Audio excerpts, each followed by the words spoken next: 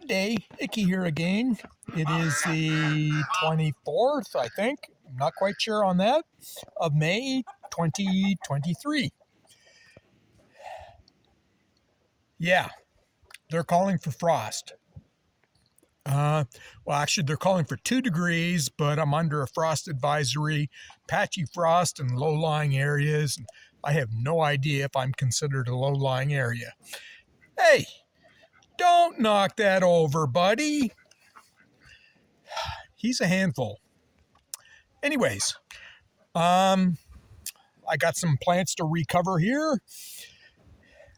Yeah, butchered chickens today. Lost track. Not quite sure how many, but one more day should see them done. Also transplanted onions. The MI Gardener method. So I bulk sowed them in a container and then separated and transplanted one by one. And I have a couple hundred onions in the ground now. I haven't successfully grown onions up here, but keep trying. One of these years I'll get it. Anyways, it's the journey, not the destination. And I'll get back at you tomorrow, and hopefully tomorrow will be a little bit warmer. Later.